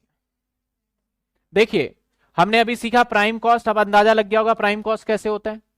तो क्या कहता है? It consist of the cost of direct material, वही था, डायरेक्ट लेबर वही था, और डायरेक्ट, सर प्राइम कॉस्ट की नॉलेज चाहिए तो आपको डायरेक्ट एक्सपेंस, डायरेक्ट लेबर और डायरेक्ट मटेरियल को जोड़ दीजिए, आ जाएगा prime cost. It's also known as a, किस नाम से? फ्लैट कॉस्ट, या फिर फर्स्ट, क्या कहते हैं, बेसिक फर्स्ट या फ्लैट कॉस्ट। तो ये ना जो सिनोनियम्स में लिख रहा हूं ना दूसरे नाम, तो इसको नाम को याद रखिएगा। एग्जामिनर बोल दे कि भैया आप निकालिए, क्या फ्लैट कॉस्ट निकालिए, बोले कौन सा कॉस्ट पूछ लिया, पता ही नहीं चल रहा, जबकि आपको आता है प्राइम कॉस्ट तो आता ही है। तो प्राइम कॉस्ट का ही दूसरा नाम क्या है? Flat cost. इसके बाद अगला है हमारा फैक्ट्री कॉस्ट। अब आपको पता चल रहा होगा सर फैक्ट्री कॉस्ट क्या होता है, अभी बताया। तो कहता है कि ये क्या आपका करेगा? Prime cost in addition, prime cost में एडिशन करोगे work of factory overhead which is include cost indirect material, indirect material, एक डायरेक्ट मटीरियल तो प्राइम में, यहां पे indirect material, indirect labour, indirect expenses, मतलब मोटी मोटी बातें कर रहा है, of the factory, the cost as known as a work cost के नाम से भी जाना जाता है, और प्रोडक्शन और मैन्युफैक्चरिंग कॉस्ट के नाम से जाना जाता है। तो वर्क कॉस्ट कह लूं, प्रोडक्शन कह लूं, कुछ भी कह लूं, या फिर फैक्ट्री कॉस्ट मैं कह लूं, इसको हम बाद में देखेंगे। यहां तक सारी पॉइंट्स क्लियर हो रहे हैं आपको? बिल्कुल एकदम क्लियर है। एक ये सवाल आपके सामने है। अब इस सवाल के अंदर अगर मैं देखूं तो raw material consume, wages paid to the direct chargeable expense, oil and wastage, wages for man, supervisor, मतलब बड़े सारे इसमें ना खर्चे देती हैं, और इसी का मैंने पीडीएफ जो है अपलोड कर दिया आप लोगों के नोट्स में, ठीक है ना, जिसमें आपको दिक्कत नहीं होगी। तो एक ना बड़े सारे खर्चे गिवन है, और इसी खर्चे के हिसाब से हम क्या करने वाले हैं, इस सवाल को सॉल्व करने वाले हैं। और जो अभी तक आपने सीखा है, अभी आपका टेस्टिंग चल रहा है, मान के चलो क्या आपने जो सीखा है आपको याद है या फिर आपने खत्म कर दिया उसको, देख लेते हैं।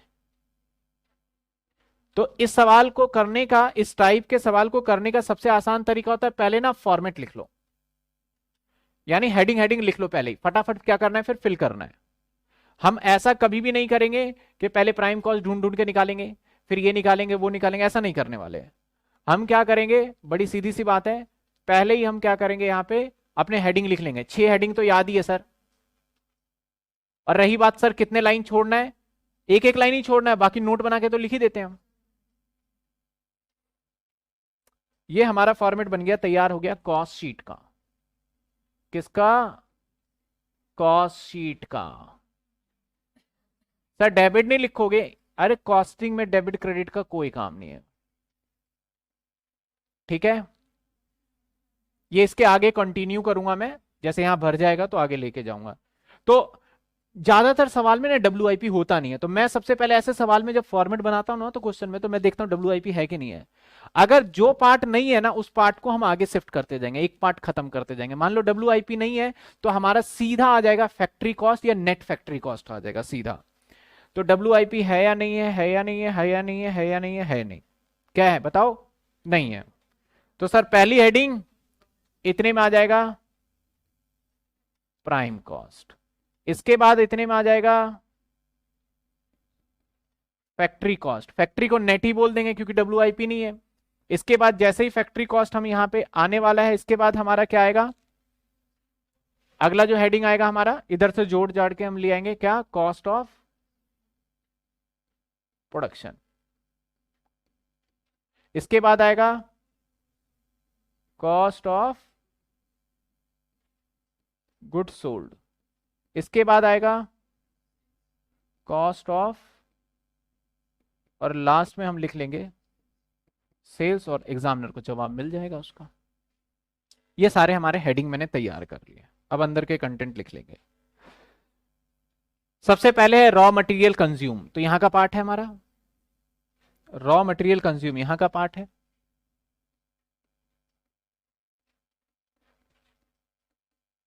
कंज्यूम सर कितने रुपए हैं? बड़ी सीधी सी बात है, 40,000। इसके बाद wages paid to the labour, अब बताया नहीं डायरेक्ट इनडायरेक्ट, तो आप मान लो ये डायरेक्ट है, जब भी वेजेस लिखे तो यही आएगा वेजेस, डायरेक्ट है ना, वेजेस यहां लिख लेंगे कितने। इसके बाद बोलता है डायरेक्टली चार्जेबल एक्सपेंस, तो खुद ही डायरेक्टली बोल रहा है तो फिर हमें क्या सोचना, कितने रुपए, 2,000। इसके बाद बोलता है oil and wastage, sir oil and wastage तो फैक्ट्री में आता है ना, तो यहां पे हम लिख लेते हैं, एक हेडिंग डाल लेते हैं, कौन सा, फैक्ट्री ओवरहेड। एक हेडिंग डाल लेते हैं फैक्ट्री ओवरहेड, ओवरहेड का, और यहां पे डलेगा एक एडमिन, एडमिन एक्सपेंस है ना, ये हेडिंग पहले डाल लेते हैं। फैक्ट्री ओवरहेड में बताते जाइएगा और मैं फिर क्या करूंगा, लिखता जाऊंगा। तो सबसे पहले हमारा क्या है, wastage, oil and wastage. Oil लिख देता हूं मैं, शॉर्टकट लिख रहा हूं थोड़ा, कितने, 100 रुपए, मात्र 100 रुपए। हालांकि मैं चाहूं तो फैक्ट्री ओवरहेड के यहाँ पे वर्किंग नोट नंबर 1 लिख दूं और मेरे पास स्पेस होगा कहीं पीछे जाके इसको सबको प्लस कर लूं, लेकिन मेरे पास लग रहा है कि इतने खर्चे नहीं होंगे, मैं यहीं पे लिख रहा हूं। इसके बाद क्या है सर, वेजेस फॉर फॉरमैन, यही आएगा आपका, कितने रुपए, 1,000। इसके बाद है store keeper wages, store keeper भी यही होगा। अब देखो स्टोर कीपर ना ऑफिस में भी हो सकता है और यहां भी हो सकता है, हम यहीं का मानेंगे बेसिकली। कितने रुपए, 500 रुपए। इसके बाद क्या है, इलेक्ट्रिक पावर, तो पावर यहीं आएगा, हम पावर पे पहुंच गए ना। अब मेरे को लगता नहीं कि यहां पे कम पड़ जाएंगे। फैक्ट्री रेंट भी है, फिर office repair, renewable, factory plant,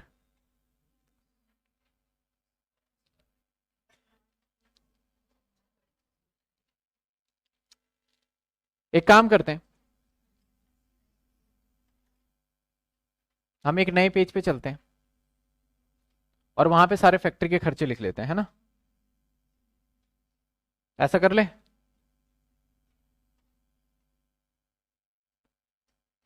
और नए पेज से मतलब है, कहाँ लिखें, कहाँ लिखे बताओ।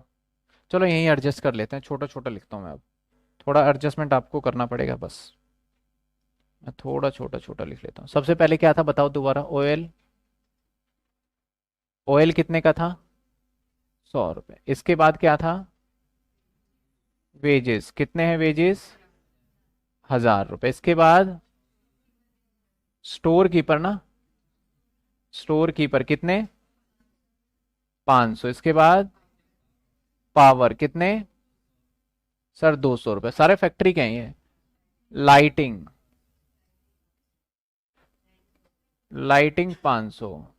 रेंट कुछ नहीं बताया, फैक्ट्री का मान के आगे बढ़ो, लिखा हुआ है 2000। यानी ये जो ऑफिस लाइटिंग, एक मिनट, लाइटिंग फैक्ट्री हो गया और ये ऑफिस हो गया, यानी दो है। तो ऑफिस वाला भी साथ के साथ बताना चाहिए ना आपको। मैं लिख ही लेता हूं लाइटिंग, यहां लिख लिया ना मैंने, ऑफिस का हेडिंग बना लिया है। कितने रुपए ऑफिस का, 200। किधर, ये तो जोड़ के दे रखा है, देखो कहता है भैया 700 रुपए का ना हमारा टोटल आया, जिसमें 500 फैक्ट्री के अंदर यूसेस हुआ है और ऑफिस के अंदर 200 का यूसेस हुआ है, ऐसे दे रखा है, ठीक है ना। इसके बाद रेंट की बात करते हैं, फैक्ट्री का 2000 और यहां का रेंट, यहां का रेंट 1000, ठीक है। इसको थोड़ा छोटा करें,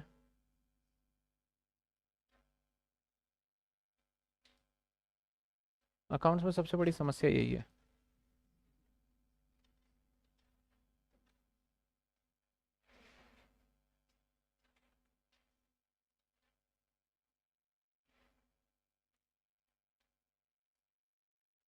चलिए क्वेश्चन तो बड़ा बड़ा दिखेगा, चिंता ना करें। इसके बाद क्या है सर, इसके बाद सर रिपेयर है, रिपेयर एंड रिन्यूअल। और रिपेयर किस किस चीज का है सर, कहता है कि फैक्ट्री का भी किया, प्लांट का और मशीनरी का और ऑफिस का भी किया। तो फैक्ट्री वाला तो फैक्ट्री में आ जाएगा रिपेयर, रिपेयर आ जाएगा ना। तो मैं दोनों को जोड़ के लिख रहा हूं, ठीक है, मेरे पास स्पेस की कमी है तो मैं दोनों को जोड़ के लिख रहा हूं। यहाँ पे एक तो ये 500 आने वाला है और एक क्या आएगा, 1000 आएगा, यानी टोटल यहाँ पे कितने आ गए, 1500। ये सवाल समझ में आया। और ऑफिस का इसने अलग से दे रखा था प्रेमिसेस का, तो रिपेयर यहाँ पे मैं अलग से लिख रहा हूं, कितने, 200 रुपए। समझ में आ रहा है सारा। इसके बाद डेप्रीशिएशन, डेप्रीशिएशन में बोलता है ऑफिस का ये है और प्लांट एंड मशीनरी, तो बट ऑब्वियस है कि फैक्ट्री का ही होगा ये, ठीक है ना। तो डेप्रीशिएशन ले लेते हैं, ऑफिस का क्या डेप्रीशिएशन है, 500। दूसरा नहीं बताया तो फैक्ट्री का अजम्पशन ले लेंगे। अब यहां जगह नहीं बची, 200, चलो करते हैं।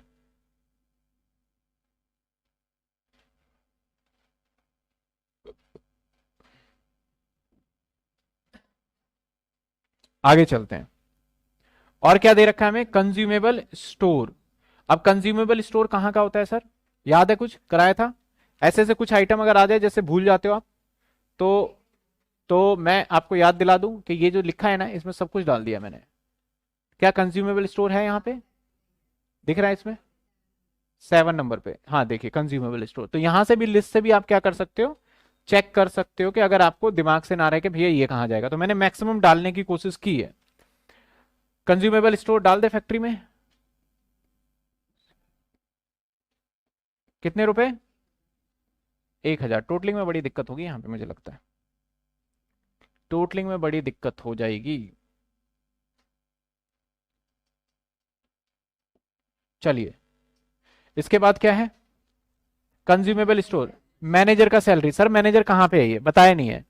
तो फैक्ट्री में ही मानो मैनेजर हो सकता है और ऑफिस में भी मैनेजर हो सकता है, दोनों जगह हो सकता है। इसके बाद डायरेक्टर का फीस, डायरेक्टर हमेशा कहाँ होता है सर, ऑफिस में ही बैठता है डायरेक्टर, ठीक है ना। तो मैनेजर का सैलरी कहाँ लिखें सर, मैनेजर का सैलरी यहीं लिखना है, एडजस्टमेंट मारना पड़ेगा यहाँ, ज्यादा बचा नहीं है। इसके बाद सेलिंग का होगा मेरे हिसाब से, थोड़ा इसे यहाँ ले जाएं और यहाँ लिखते हैं मैनेजर सैलरी, कितने रुपए हैं, 2000। इसके बाद मैनेजर सैलरी के बाद क्या है हमारा, डायरेक्टर फीस। ये ऑफिस में ज्यादातर बैठते हैं, तो मैं ऑफिस का मान के यहां लिख देता हूं, कितने। और एक चीज बताऊं ना, कॉस्टिंग के अंदर ना अजम्पशन बहुत ज्यादा देना पड़ता है हमें, कि सर ये ऐसा हुआ होगा तो यहाँ पे ये मान रहे हैं। अब देखो मैनेजर बोल नहीं रहा और डायरेक्टर बोल नहीं रहा, हमें क्या पता कहाँ बैठ रहा है भाई। अगर हमारे सामने हो वो तो हम पूछ ले भाई तू कहाँ बैठा था बता दे, फिर उसके हिसाब से बना लेंगे। अब नहीं पता तो आपको अजम्पशन और ये नोट डालने पड़ेंगे। आपको कहता है office printing and stationery, telephone charges, postage, telegram, salesman commission, ये तो बात का आ जाएगा। तो ये आएगा प्रिंटिंग एंड स्टेशनरी, यही आएगा। और क्या है? टेलीफोन भी यहीं आएगा, 50 रुपये। और क्या है? पोस्टेज भी आपका ऑफिस का ही है। और छोटा करते हैं, पोस्टेज भी यहीं आएगा, कितने? 100 रुपये। आप देखते जाइएगा और मैं तो सुनता जा रहा हूं। 100 रुपये। इसके बाद सेलिंग एंड डिस्ट्रीब्यूशन आ गया, तो सेलिंग एंड डिस्ट्रीब्यूशन यहां आ जाएगा हमारा। नहीं, यहां थोड़ी आता है। सेलिंग एंड डिस्ट्रीब्यूशन तो कॉस्ट ऑफ गुड सोल्ड के बाद आता है ना? क्या क्या है सेलिंग एंड डिस्ट्रीब्यूशन में, चेक कर लेते हैं। सर सेलिंग एंड डिस्ट्रीब्यूशन में दे रखा है हमें, क्या क्या गिवन है, चेक करिए। आप सबसे पहले सेल्समैन का क्या दे रखा है हमारा सेलिंग एंड डिस्ट्रीब्यूशन में? कमीशन। मैं कमीशन लिख रहा हूं, कितने? 500 रुपए।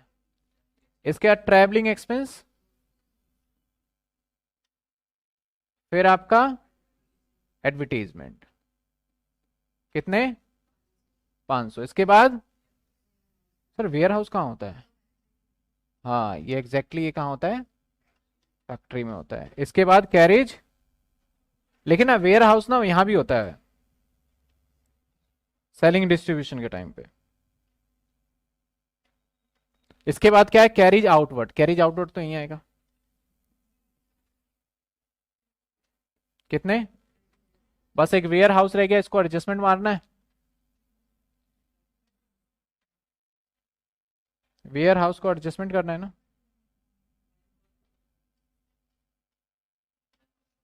हाँ सही कह रहे हो। प्राइम कॉस्ट चलो भैया ऊपर, यहां पे लिख दिया वेयर हाउस, कितने? 200 रुपए। अब मैं अगेन कह दूं, वेयर हाउस ना आपका ऑफिस में, मतलब कि सेलिंग एंड डिस्ट्रीब्यूशन का भी हो सकता है। ऐसा होता है ना, जैसे कि मैं एक पॉइंट बना लेता हूं कि भैया यहां से सारा सामान बिकेगा। हमने क्या है, फैक्ट्री से ट्रक का ट्रक सामान रहा है, तो रोड पे थोड़ी खड़े हो जाएंगे लेके, एक गोडाउन बनाएंगे और गोडाउन में रखा, मैंने बोला यहाँ से फटाफट सब माल उठा के ले जाओ, लेके जाओ और बेचो इसे। तो वो हो जाएगा कहाँ का? सेलिंग एंड डिस्ट्रीब्यूशन का। और फैक्ट्री में तो होता ही है वेयर हाउस, तो मैं कंसिडर कर रहा हूँ फैक्ट्री का है, जैसे कि आपको बताया गया, तो मैं फैक्ट्री के हिसाब से कर रहा हूँ। ठीक है। अब इसके आंसर मैंने कहा ना, ये यहां भी आ सकता है, इसमें कोई दिक्कत वाली बात नहीं है। अब स्टॉक, स्टॉक तो था ही नहीं इस सवाल के अंदर, बड़े आसान सा सवाल बन गया। तो अब पहला क्या आएगा सर? Prime cost. इसके बाद क्या निकलेगा सर? फैक्ट्री। दो लाइन नहीं आएगा यहां, यहां भी दो लाइन नहीं आएगा इनफैक्ट, यहां आएगा फैक्ट्री, और फैक्ट्री के बाद ये आएगा प्रोडक्शन। यहां पे कुछ है नहीं, तो हम क्या करेंगे ना, देखो जो चीजें नहीं है उस लाइन को मैं देखो कैसे हटाता जाऊंगा। यहां पे क्या आ गया ये, अब यहां पे कॉस्ट ऑफ प्रोडक्शन और गुड्स ऑफ सोल्ड है ही नहीं, तो हम ये मान के चलेंगे जब ओपनिंग और क्लोजिंग स्टॉक है ही नहीं, इसका मतलब सर ये खत्म हो जाएगा। ये चीजें मैं सिखा रहा हूं, तो इसका मतलब सर जब वो चीजें है ही नहीं, तो यहां पे डायरेक्टली क्या आ जाएगा सर? सारा माल बिक गया जब क्लोजिंग स्टॉक है ही नहीं, तो ये आ जाएगा cost of goods sold, directly ये आएगा। समझे बात आप? क्योंकि हम प्रोडक्शन लिख रहे थे, तो प्रोडक्शन लिखने का मतलब इतना माल बनाया, और कॉस्ट ऑफ गुड्स सोल्ड का मतलब इतना माल बेचा। अब सीधी सी बात है, बनाया वो सारा ही बेच दिया, तो या तो आप प्रोडक्शन सिर्फ वर्ड इस्तेमाल कर लीजिए, या कॉस्ट ऑफ गुड्स सोल्ड ले जाइए उसको उठा के, आपकी मर्जी है, वो एक स्टेप ऊपर ले जाएंगे आप। इसके बाद हमारा सेलिंग एंड डिस्ट्रीब्यूशन इसके अंदर आ जाएगा। तो बताइए सबसे पहले इसको प्लस करके क्या आ रहा है?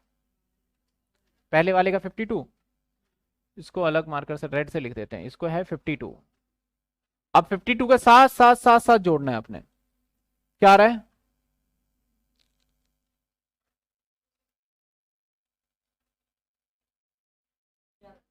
11। ये टोटल 11,000, नहीं आप 52,000 भी जोड़ेंगे ना? हाँ तो ये ऐसे जुड़ेगा, देखो ये जुड़ा ना, तो इसको छोड़ना नहीं है, इसको भी लेके चलना है। इसके बाद, इसके बाद यहां लिखते हैं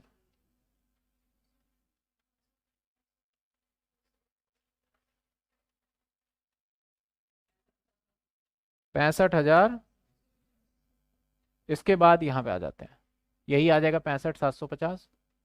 अब इसके बाद ये जोड़ लेते हैं,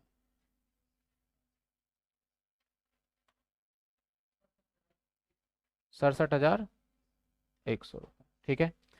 अब सेल प्रॉफिट वगैरह था नहीं, तो ये सवाल हमारा यहीं पे हो जाता है खत्म। क्वेश्चन में कहता है calculate the prime cost. Question ने बोला भैया कैलकुलेट करिए क्या, प्राइम कॉस्ट निकालिए। नहीं दिख रहा होगा बच्चों को, मैं थोड़ा नीचे कर दूं। और कहता है फैक्ट्री कॉस्ट निकालिए, निकाल दिया। टोटल प्रोडक्शन कॉस्ट निकाल दिया। कॉस्ट ऑफ सेल्स निकालिए, वो भी हमने सारी चीजों को स्टेप बाय स्टेप निकाल दिया। अब ना इसका ना आप मान लेते हैं कि इस कुछ खर्चे उठा के मैं यहां पे लिख दूं, तभी तो टोटल यही आएगा। लेकिन यहां पे एग्जामिनर जो चेक करेगा ना आंसर, वो हेडिंग वाइज चेक करेगा कि प्राइम कॉस्ट कितना आया। जैसे जीपी एनपी, अगर आप जीपी एनपी ट्रेडिंग और पीएनएल को अगर बीच में से हटा ही दो, नेट प्रॉफिट तो आना ही है। तो सेम यहां पे वो हेडिंग वाइज चेक करेगा, क्या प्राइम कॉस्ट आपका इतना सही है, फिर क्या फैक्ट्री कॉस्ट सही है, क्या इसका कॉस्ट ऑफ प्रोडक्शन या कॉस्ट ऑफ गुड्स सोल्ड सही आ रहा है, फिर सेलिंग एंड डिस्ट्रीब्यूशन आ रहा है, फिर आपका कॉस्ट ऑफ सेल्स आ रहा है। ये हेडिंग वाइज। लेकिन फिर भी आपके इसके हेडिंग में फर्क आ सकता है। जैसे कि वेयर हाउस, मैंने वेयर हाउस को कहां डाला, फैक्ट्री में। क्या पता एग्जामिनर के आंसर शीट में सेलिंग एंड डिस्ट्रीब्यूशन, तो नोट अगर डाल दिया ना we will be considered as a factory, it can be also possible के आपका सेलिंग एंड डिस्ट्रीब्यूशन का हो सकता है। एग्जामिनर खुश पूरे नंबर देगा आपको।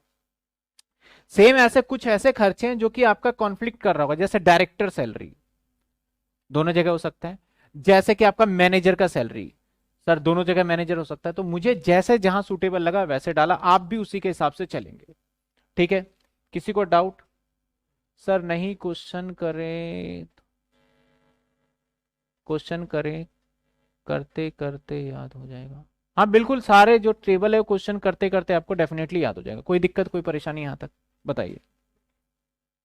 तो ये था हमारा एक सवाल। वैसे तो हमें और भी क्वेश्चन करने हैं इसके, लेकिन अभी नहीं।